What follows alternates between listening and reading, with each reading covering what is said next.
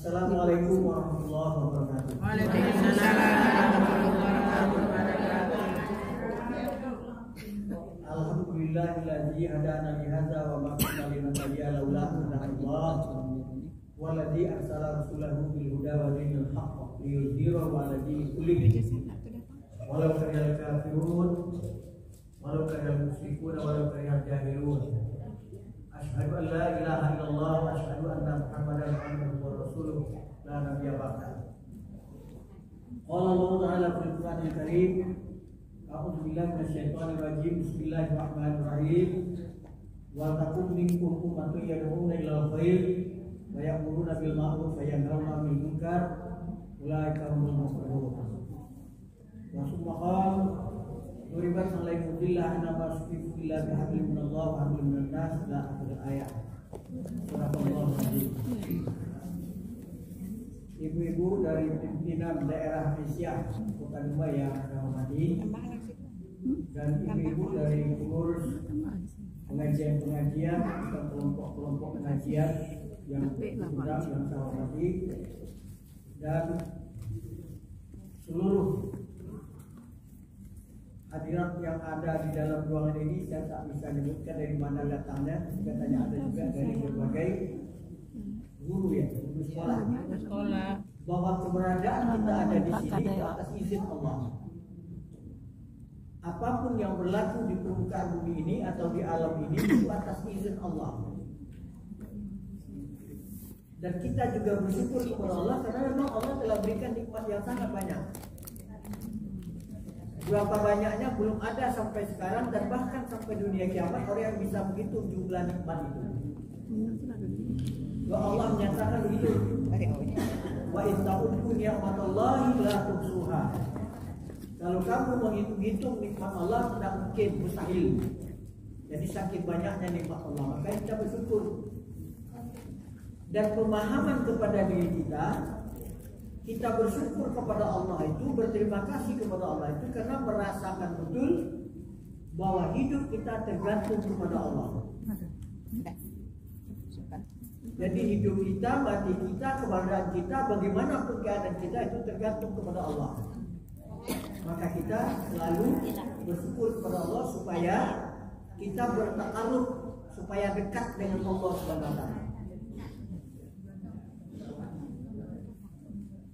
Kemudian kita bersalawat kepada Rasulullah SAW, Nabi dan Rasul terakhir yang diutus oleh Allah. Nabi Muhammad SAW sebagai Nabi dan Rasul terakhir digelari Khatamul Anbiya atau Nabi penutup. Kepada beliau oleh Allah sudah diwahyukan ajaran yang lengkap dan sempurna.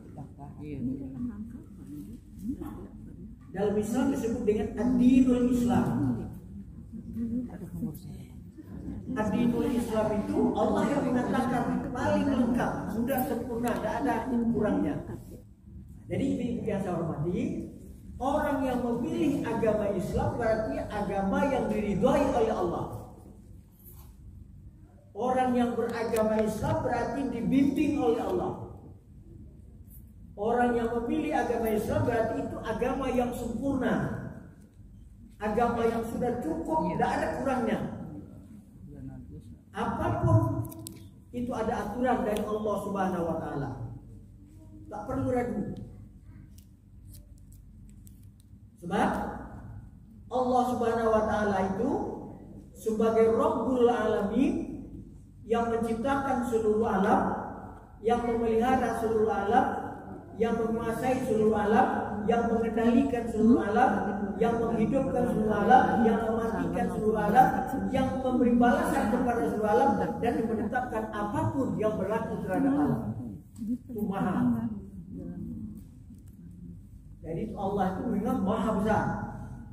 Allahu Akbar. Maha besar itu meliputi semua yang besar yang ada di alam ini, maka itu Allah yang Maha besar. Dia masih kecil. Kalau bumi ini dilihat dari matahari, diteropong, itu tidak lebih dari sebesar jari. Kalau bumi sebesar jari, kota Dumai tidak lebih besar dari sebesar titik. Kalau kota Dumai sebesar titik, maka kita itu sebesar apa? Sama juga.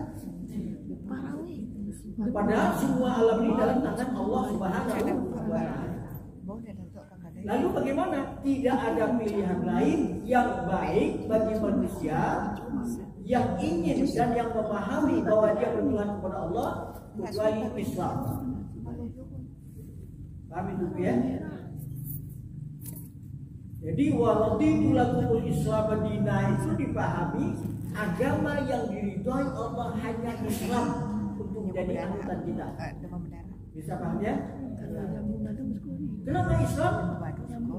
Kata Allah, inna dina indallahil Islam. Agama di sisi Allah hanya Islam. Lalu orang bertanya, kalau gitu bagaimana agama Nabi Daud? Bagaimana agama Nabi Musa, Nabi Isa, Nabi Sulaiman, Nabi Ibrahim, Nabi Nuh, Nabi Idris? Semuanya itu Islam. Kenapa dikatakan Islam? Pokok ajarannya, tiangnya, tonggaknya tauhid. Semua rasul itu bertauhid, tidak ada satu pun tidak. Bagaimana bukti tauhidnya? Semua rasul itu telah mengucapkan sumpah janji ikrar dengan kalimat la ilaha illallah. Tidak ada Tuhan kecuali hanya Allah. Jadi Tuhan itu hanya Allah, yang lain tidak ada. Ibu punya roh kan? Kalau tidak punya roh berarti tidak hidup. Berarti punya kan? Tapi tidak bisa menguasai roh ibu. Yang bisa menguasai itu hanya Allah Subhanahu wa Ta'ala. Ibu tadi malam tidur kan? Paru-paru jalan terus, jantung bergerak terus. Kalau tidak jalan, kalau tidak bergerak mati. Ada dokter yang bisa mengatur itu? Tidak ada. Yang menggerakkan itu, yang mengatur itu adalah Allah Subhanahu wa Ta'ala. Itu begitu ajaran Islam, bahwa kita bertauhid itu mengakui Allah itu yang Maha Pencipta, yang Maha Memelihara, yang menghidupkan, yang mematikan, dan yang menetapkan apapun yang terjadi kepada kita. Oleh karena itu Islam itu harus ditegakkan. Paham maksudnya Bu? Islam itu harus ditegakkan. Setelah Islam itu ditegakkan, dijunjung tinggi. Apa artinya? Itu nilai yang paling tinggi dalam hidup dan kehidupan kita dibanding nilai-nilai yang lain. Itu menjunjung tinggi. Bagaimana itu menjunjung tinggi? Supaya setiap pribadi yang mengaku bertuhan kepada Allah benar-benar menegakkan, menjunjung tinggi ad-dinul Islam, sehingga semua masyarakat itu menjadi masyarakat Islam yang sebenar-benarnya. Itulah tujuannya Muhammadiyah Asia, menegakkan, menjunjung tinggi agama Islam sehingga terwujud masyarakat Islam yang sebenar-benarnya, bukan masyarakat Islam cek-cek. Ya, apalagi kalau Islam yang pura-pura, Islam yang yasmin, hanya tunjuk lagak. Kalau lagak tak tanggung macam syekh, tapi maling-maling juga, bohong-bohong juga, kelahi juga. Kata Allah, bersihkan hatimu, tapi dia jijik juga tengok orang. Gunting isme jalan terus, ya. Caci maki jadi makanan. Iya, betul Ustaz. Itu namanya tidak menjunjung tinggi agama Islam. Apa maksudnya? Islam itu tidak hanya dari otak, tidak hanya dari penampilan, tapi dari hati kecil. Bahwa kita bertuhan kepada Allah Subhanahu wa Ta'ala. Kalau itu sudah ada dalam hati kita, orang akan merasakan dimanapun, kapanpun, bila manapun, dalam situasi bagaimanapun juga, dia merasa diawasi oleh Allah Subhanahu wa Ta'ala. Nah, ibu paham ya? Adik-adik semua ini ada adik-adik, anak-anak juga begini, ya. Apa-apa lah anak-anak saya udah banyak juga anaknya, ya. Jadi ibu-ibu yang saya hormati, Islam itu harus ditegakkan. Tapi tidak bisa tegak sendirinya kalau kita tidak menegakkan. Islam itu tidak bisa bersyiar. tidak bisa menyebar, tidak bisa menular kalau kita tidak berjuang untuk itu. Sehebat apapun ustaz, kalau sendiri tidak bisa. Ya kan? Di Indonesia kan ada banyak ustaz hebat, yang profesor, yang doktor, yang pengalaman 30 tahun, ya kan?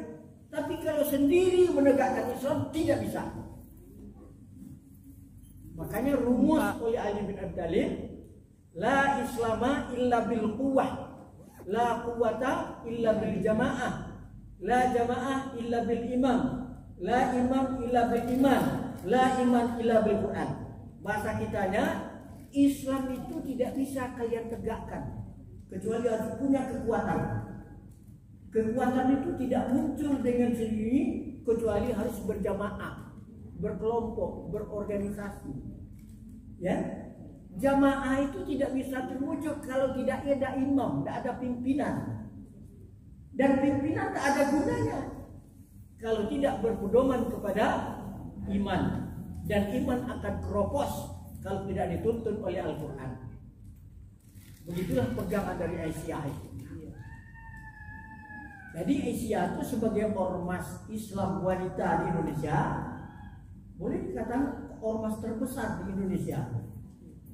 Tidak salah kalau saya bilang di dunia, sebab dia sudah banyak di negara-negara lain berdiri. Di Australia sudah, di Inggris sudah, di Malaysia apalagi. Saya sudah pernah ikut musyawarah kerja di Malaysia, utusan dari provinsi Riau dulu. Ada. Jadi banyak memang. Islam satu-satunya agama yang diridhoi oleh Allah. Lain Islam tidak diterima oleh Allah. Koreksi nanti Ali Imran 19 dengan Ali Imran 85. Ali Imran 85, wa may yabtaghi ghairal Islam madina fala yuqbal minhu wa huwa fil akhirah minal khasirin. Siapa yang memilih agama selain dari Islam untuk menjadi agama, itu tidak diterima oleh Allah. Di akhirat pasti jadi merugi. Merugi di akhirat itu kan bukan merugi harta benda, tapi tidak bisa masuk surga. Merugi itu maksudnya dicampakkan ke neraka. Jadi agar kita tidak masuk neraka, tegakkan Islam. Ya Bu ya? Itu. Jadi tidak ada pilihan lain bagi kita Islam.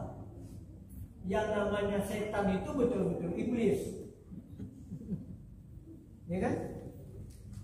Jangankan kita rakyat biasa seperti ini, anak Nabi pun digoda setan.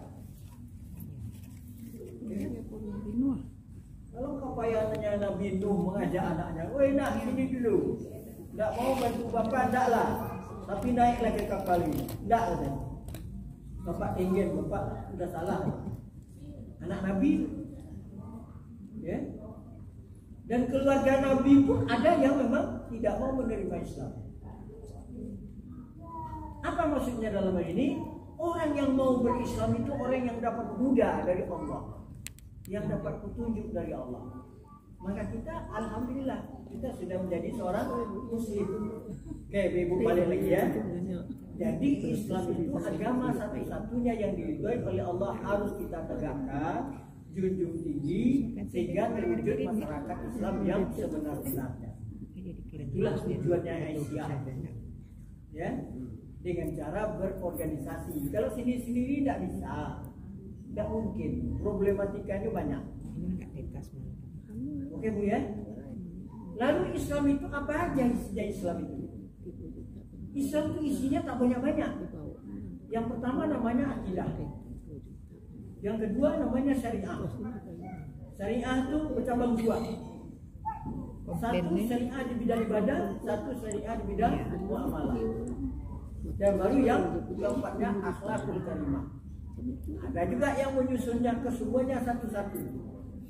Ya, akidah, syariah, ibadah, ya, muamalah dan akhlak. Ada juga yang begitu. Tapi isinya itu tidak ada lain.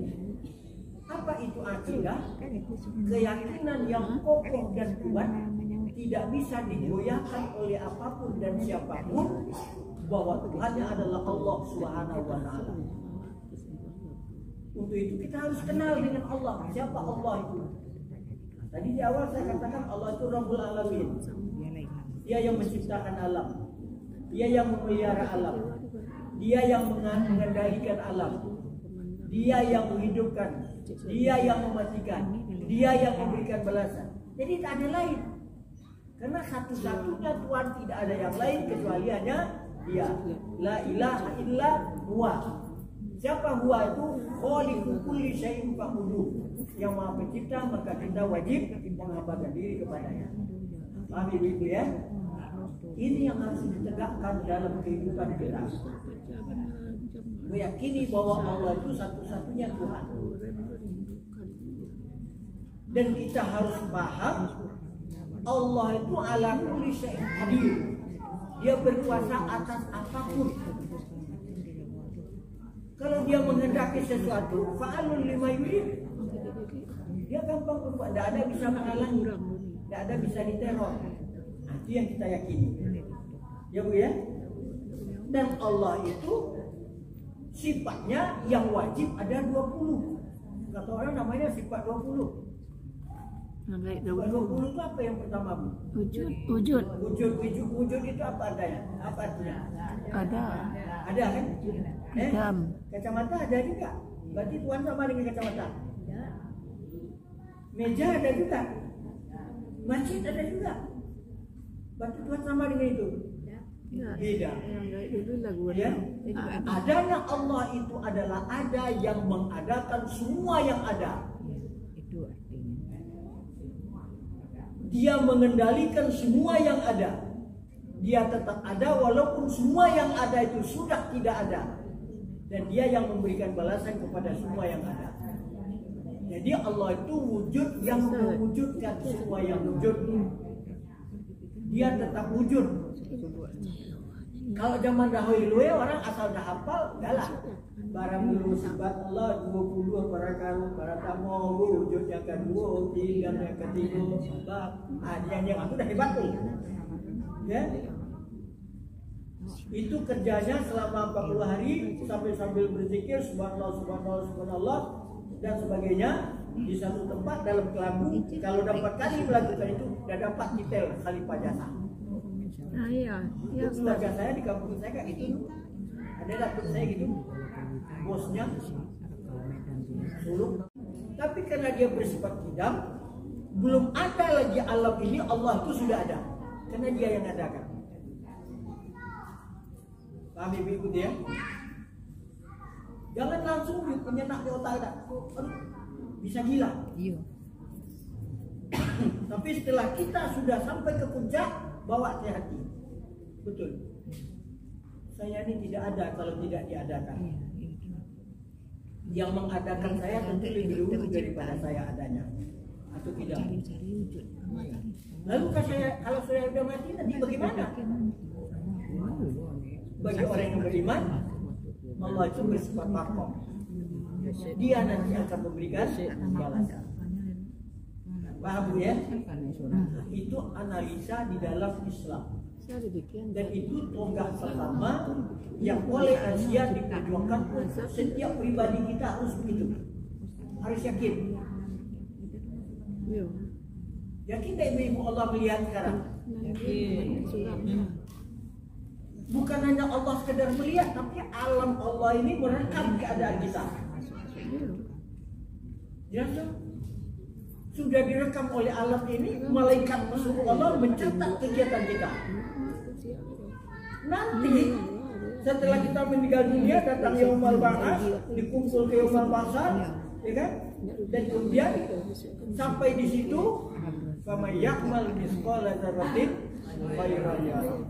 Siapa saja yang berbuat, bertingkah laku, berperangai, beramal tentang kebaikan walaupun seberat biji sawi ditunjukkan padanya. Ini dulu. Tengok nih foto-foto ibu-ibu di Masjid Mujahidin. Ya kan? Ini manfaatnya. Kan? Begitu juga wa may ya'mal mithqala dzarratin khairan yarah. Sebaliknya siapa saja yang berbuat yang tidak baik jika dilihatkan kepadanya. Ibu ngomong aja waktu bikin kon tambah sebiji ya Bu ya, ambillah dia bikin 3 kali. Ya kan? Kan sering begitu gitu. Ya. Salah saja beli kacang rebus, kacang goreng, tambahlah sedikit, asal 2 biji ambil aja, tapi saya genggam. Ya. Orang yang mengerti bahwa semua itu akan dipersaksikan, dia akan teliti di dalam hidup, baik perkataannya maupun perbuatannya maupun doanya. Semuanya hati-hati, jangan sembarangan.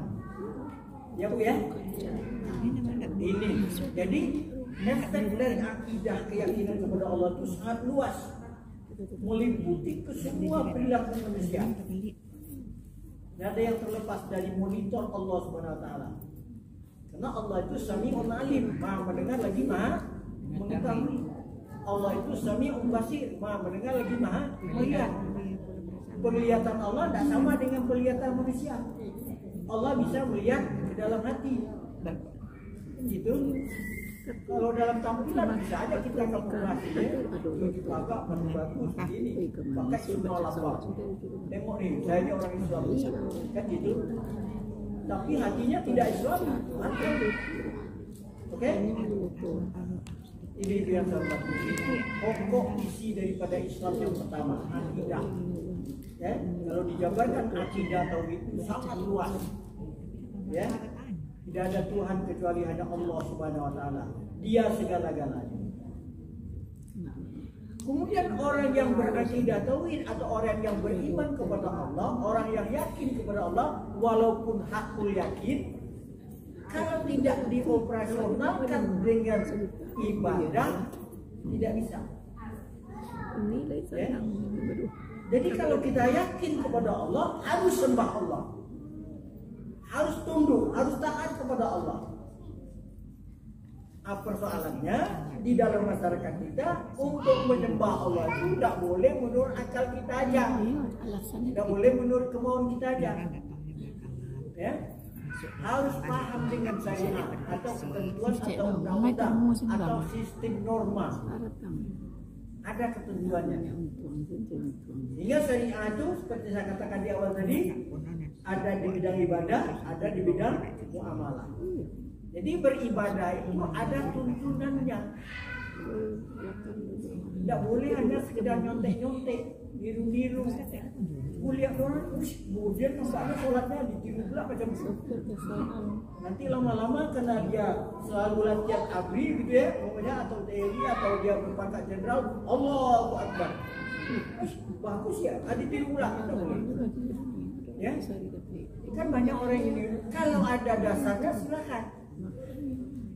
Dalam hal-hal yang furu'iyah, yang tidak pokok, itu memang ada perbedaan-perbedaan pendapat para ulama mujtahid. Dengan adanya perbedaan-perbedaan itu, maka muncullah apa yang disebut dengan apa namanya Bu? Perbedaan-perbedaan mazhab. Ya. Tapi semuanya punya dasar. Ya. Apa dia mazhab Syafi'i, apa Hambali, apa Maliki, apa Hanafi, semuanya ada dasar. Yang tidak betul itu bagaimana? Orang yang cuma ikut-ikutan, dia tidak tahu apa dasarnya. Ya. Nah. Dia harus belajar. Kenapa? Harus begitu. Dan setiap perbuatan melalui syariat itu ada hikmahnya, ada manfaatnya, ada faedahnya. Ya Bu ya, syariah itu di bidang ibadah, ibadah itu pun ada namanya ibadah mahdhah. Ibadah apa namanya Bu? Ibadah mahdhah. Ibadah mahdhah itu ibadah khusus, ibadah pokok. Ibadah mahdhah itu tidak boleh dimodifikasi, tidak boleh ditambah, tidak boleh dikurangi, tidak boleh dimodel-model. Ibadah mahdhah itu tak banyak. Setelah sadar, sholat, zakat, puasa Ramadan, dan haji ke Baitullah. Ibadah mahdhah itu waktunya ditentukan secara khusus, tempatnya khusus, caranya khusus, keadaan orang yang melakukannya pun khusus. Tidak boleh sembarangan. Ibu-ibu Asia yang rajin wirid itu udah paham itu. Ya. Tapi yang Senin Kemis belum tentu juga ya.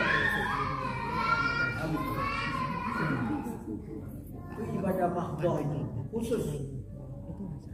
Macam sholat. Inti bacaan sholat itu adalah Al-Fatihah. Alhamdulillahirabbil alamin sampai waladhdallin. Ya kan?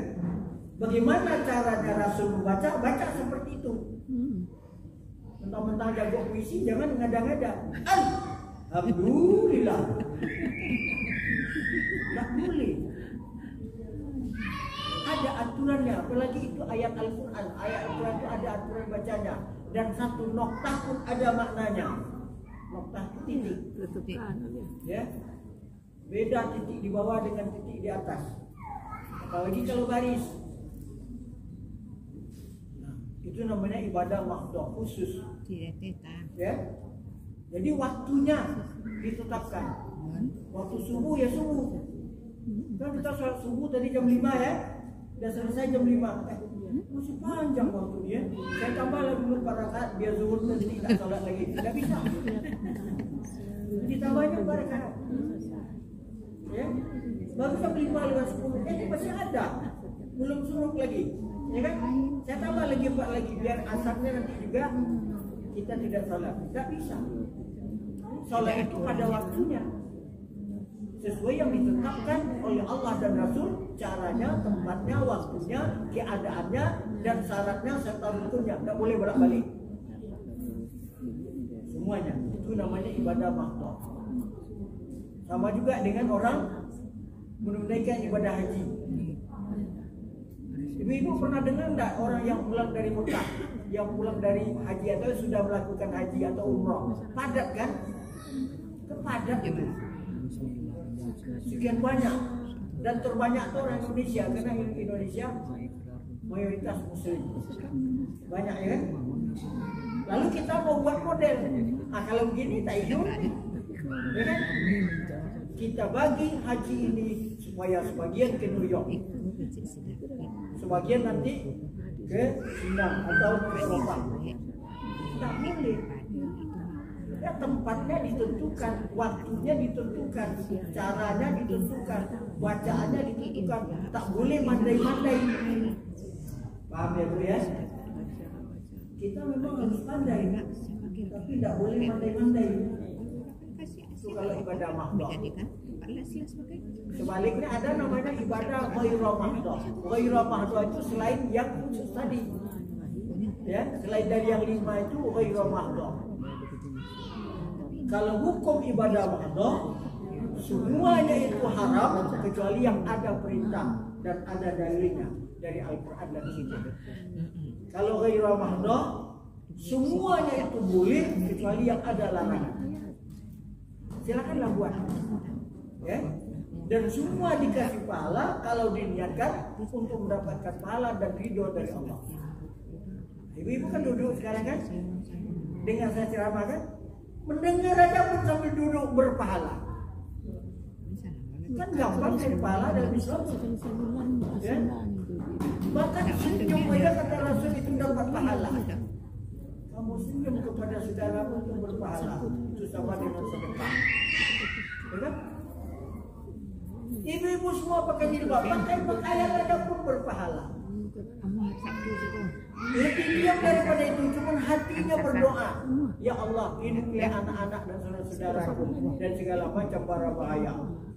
Amin. Itu berpahala. Jadi membuat pahala itu lebih mudah daripada berbuat dosa. Percaya enggak? Kalau ingat itu dari kecil dulu, saya tak mau saya berbohong. Tapi saya dulu sering berbohong. Baru belakangan saya tahu, yang namanya bohong pasti ditutupi dengan kebohongan lainnya. Tak ada bohong berdiri sendiri, tidak ada. Ya kan? Ditutupi oleh kebohongan lain. Artinya bohong itu beranak pinak. Begitulah juga dosa-dosa perbuatan lain. Dia beranak pinak. Jadi jangan coba-coba melakukan dosa. Jauhi sebagaimana mungkin kita bisa. Bagaimana kalau khilaf, kalau terlanjur, segera bertobat, beristighfar. Ya Bu ya, itu ibadah mahdoh dan ghairah mahdoh. Dan banyak cabangnya ibadah-ibadah ghairah mahdoh. Ya, semua aktivitas hidup manusia asal niatnya mendapatkan pahala dari Allah itu adalah ibadah. Ya Bu ya. Jadi sekarang datang sini pun ibadah. Ikut berorganisasi pun ibadah. Kan tujuannya menegakkan tinggi agama Islam. Menegakkan tinggi agama Islam itu adalah ibadah. Karena kita disuruh menegakkan agama. Karena agama Islam itu satu-satunya agama yang diridhoi oleh Allah. Dan agama Islam itu yang membimbing kita sampai ke Jannatul Na'im, Jannatul Firdaus, dan segala macamnya. Jannah itu banyak kan? Oke Bu ya. Nah, itu isinya Islam itu. Akidah, syariah, ibadah. Kemudian yang lebih luas daripada itu namanya muamalah.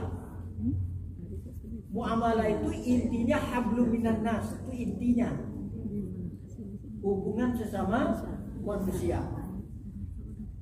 Padahal muamalah itu bukan hanya hubungan sama manusia, juga hubungan manusia dengan alam. Alam ini disiapkan oleh Allah untuk manusia. Untuk manusia. Wallahu alladzi khalaqakum di dunia ma'rufah. Ya. Allah itu menciptakan semua yang ada ini dengan baik untuk manusia. Jadi tidak ada yang tidak, itu semuanya diciptakan Allah. Kalau manusia diciptakan tanggung modal ini, buat pasar tembok itu tanggung modal.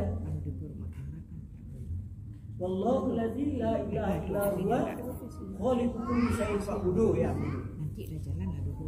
Dia yang menciptakan segala-galanya, maka kita wajib menghambakan diri kepadanya. Jadi itu pemberian Allah SWT banyak sekali.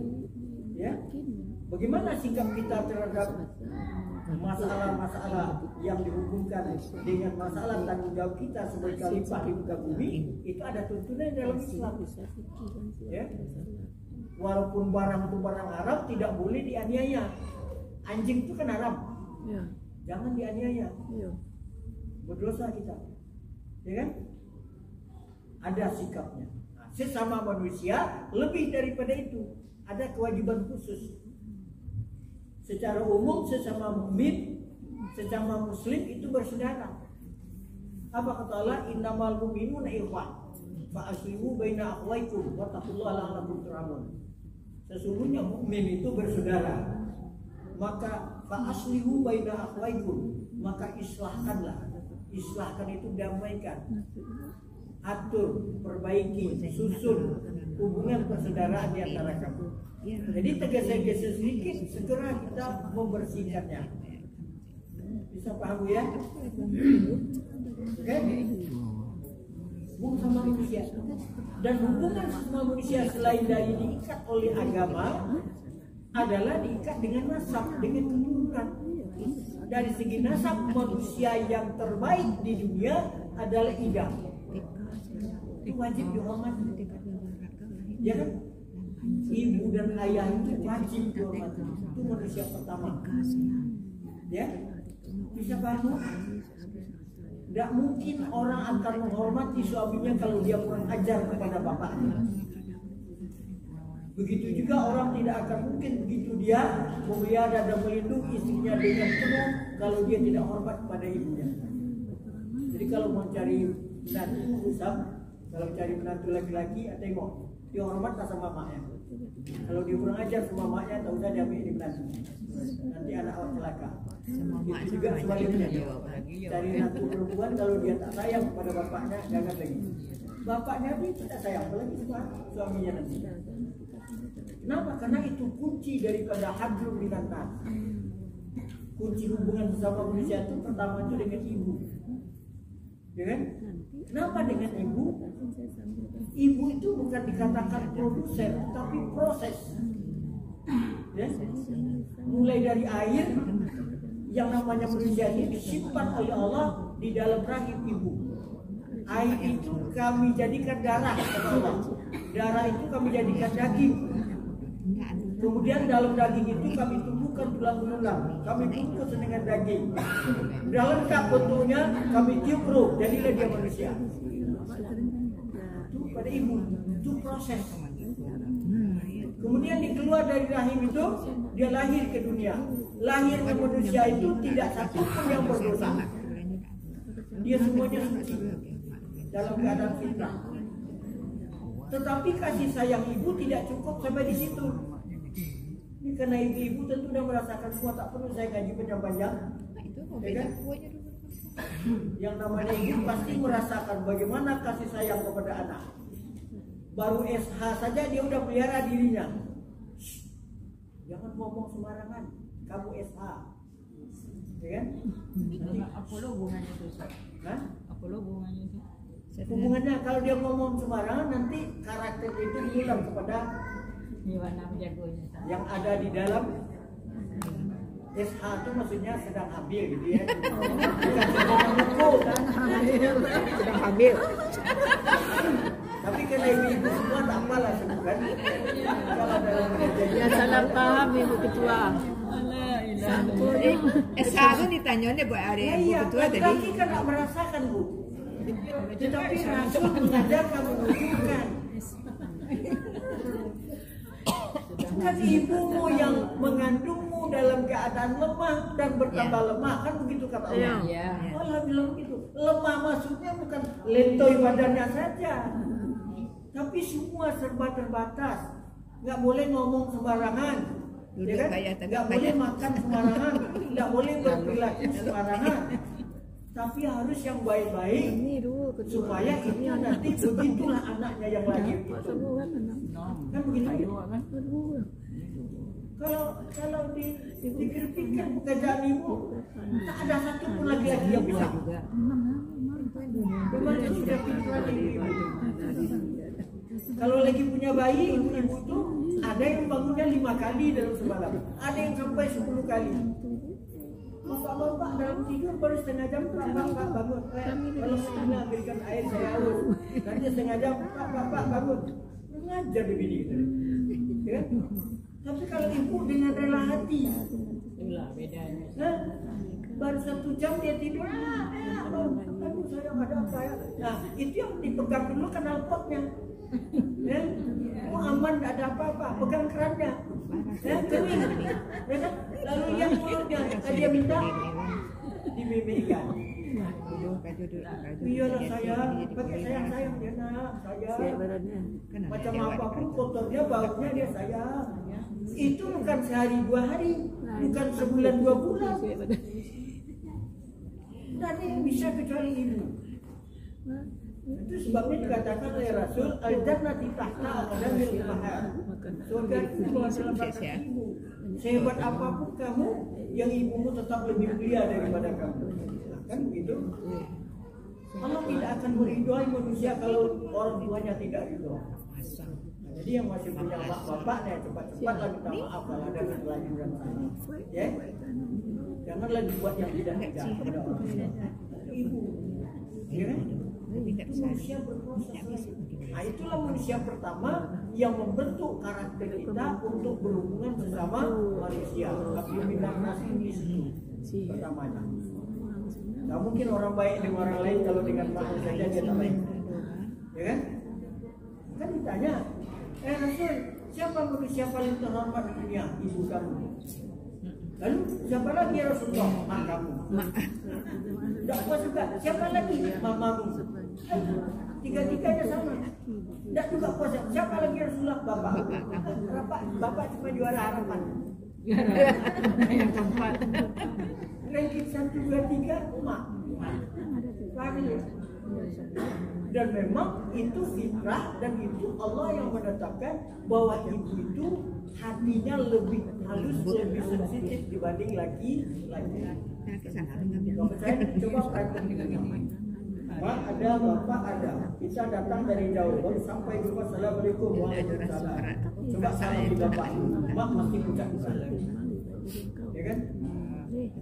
Tapi kalau ibu disalami dulu, bapak tidak apa-apa, tidak masalah. Paham dia? Jadi perasaan ibu itu lebih halus dibanding bapak. Artinya perempuan itu begitu lebih sensitif. Tapi yang paling banyak pula gunting instansi itu ibu-ibu. Padahal ibu-ibu itu menyinggung, pula yang banyak dikecam. Ya kan? Makanya dalam Al-Quran jangan kamu mengumpat, menggunjing, membicarakan aib orang lain. Sama nanti artinya dengan memakan bangkai dari saudara sendiri. Makan bangkai ayam dia Allah. Ya, kecuali matinya disubri. Oke Bu ya. Nah, itu namanya tadi bagaimana muamalah dengan manusia. Baru setelah itu keluarga. Yang namanya keluarga itu ada yang senasab, ada yang tidak, ada yang karib, ada jiran, ada tetangga, ada sekomisi, bermacam-macam, meluas sampai seluruh dunia. Tapi ikatan umumnya al-mu'min lil mu'min kal jasadil wahid.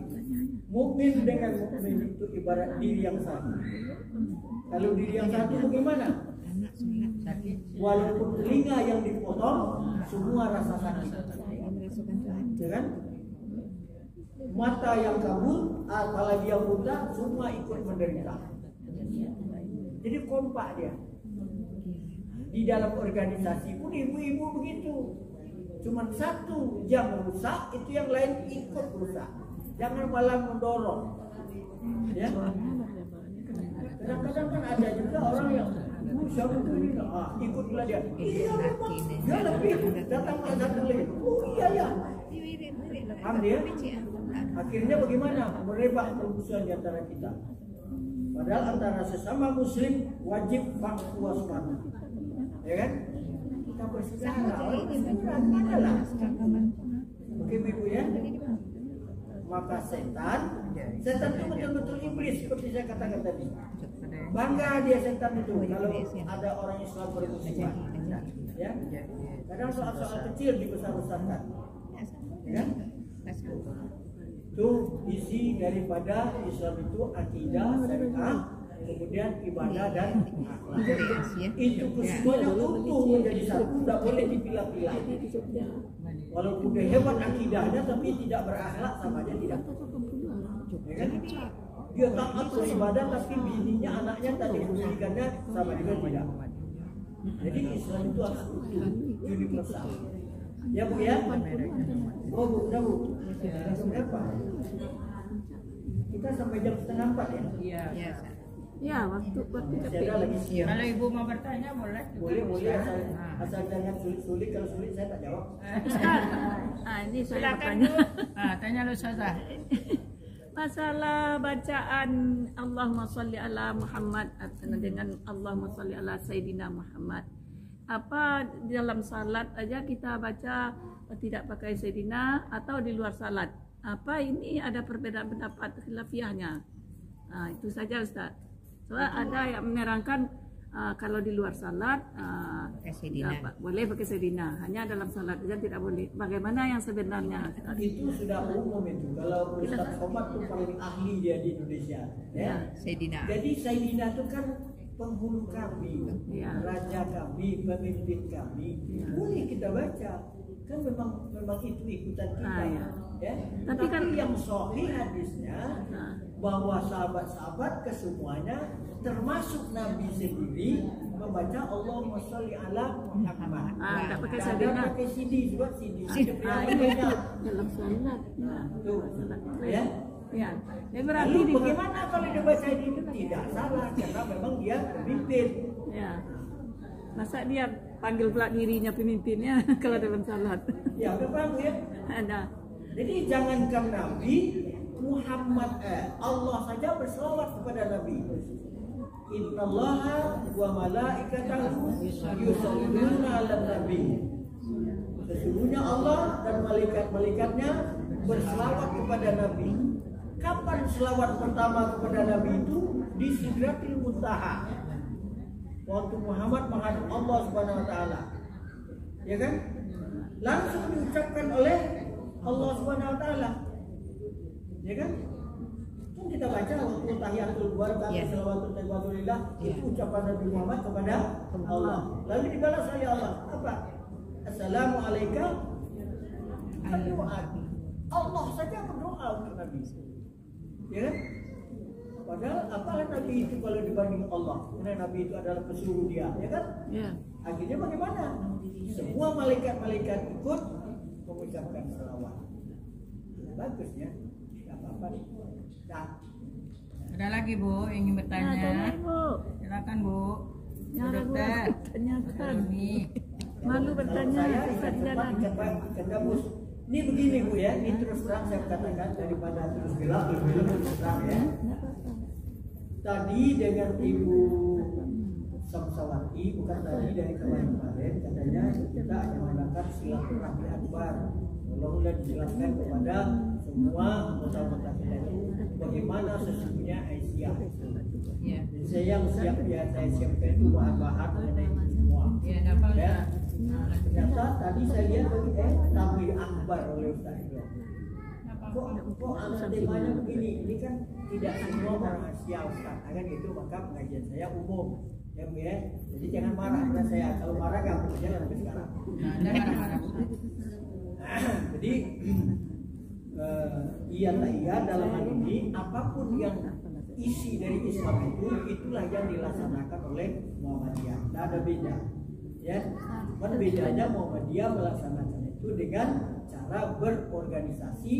Kalau berorganisasi itu kenapa terprogram, bisa diukur, bisa dievaluasi, ya kan? Tidak tumpang tindih, itu aja maksudnya. Oke, silakan Bu. Ustaz, tanya Pak Ustaz. Saya kan itu kan ada dua pendapat nih yang ngomong sama saya. Kalau kita berjamaah nih sholat di masjid ya, ibu bapak-bapaknya ramai nih Pak Ustaz. Tapi Sholat jemaah di masjid terus? di masjid. Ya. Katanya sholat di masjid itu kalau kita berjamaah itu pahalanya 27 kali. Ya. Ya kan? Nah ini kita yang cowoknya banyak nih Pak Ustaz. Kata perempuan cuma kita sendiri, itu gimana dapat pahalanya sama apa enggak? Cowoknya banyak terus? Kayak di Jawa tuh. Kan di Jawa ada perempuan. Ada perempuan. Saya di Pekanbaru, saya ngalami nih, saya sendiri yang ceweknya gitu loh. Ada yang ngomong itu nggak boleh, ada yang ngomong lebih bagus kita di rumah kan. Loh, jemaah itu yang tidak boleh itu bercampur laki-laki dengan perempuan Enggak, pada kita saat yang batasi nih sama. Bang. Iya. Dibatasi ada batasnya ini. Laki-laki di belakang, perempuan di Depan, perempuan. laki-laki Tapi belakang. cuma satu orang perempuan. Ibu kan di belakang kan? Iya. Tidak masalah. Nggak Tidak masalah. boleh bercampur, sabtu itu tak boleh. Jadi ditanya Ibu tuh Ustaz, sama pahalanya. Ah, Iya, Iya, namanya sama pahalanya. Tadi cuman saya betulkan sedikit ya. ah. Dalam hadis itu tidak dikatakan kali lipat, tapi derajat. 27 derajat lebih tinggi dari sholat sendiri. Derajat itu bisa saja sekian kali lipat.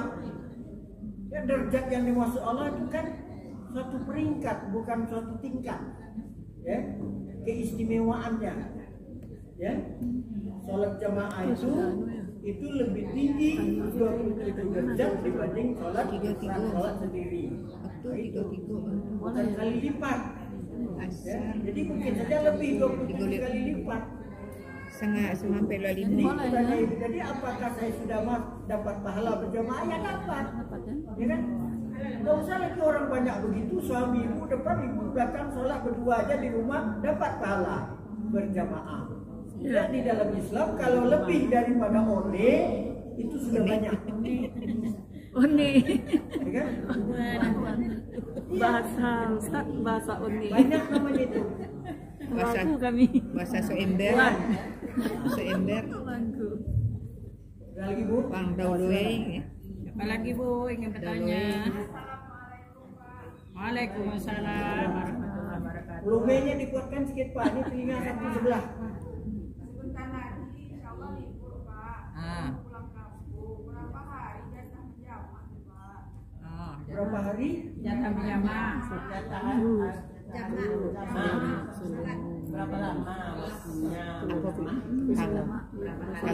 Kalau ini nama sampai awak bisa menetapkan awak tinggal di situ atau enggak. Pulang kampung. Kalau lama lalu niat kan cuma tetap di situ. Iya. Oh, jadi tenggang waktu dengan jarak untuk menjamak sholat gitu. Tapi kita di jemaah itu memang terjadi perbedaan pendapat ulama. Ada yang mengatakan walaupun jaraknya dekat, tidak sampai 20 kilo, tapi ditempuh dengan susah payah boleh jamak. Nah, sehingga ulama pernah waktu itu pimpinan pusat datang sini, mungkin semua kenal ya namanya Buya Wali Ahmad, itu pernah jadi ketua Muhammadiyah pusat, ya kan? Itu kalau orang Dumai pergi Pulau Lupat kan dia naik sampan ke Pulau Madaloro, boleh jamak di Batu Panjang. Nah, padahal dari sini nampak sana kan? Dekat.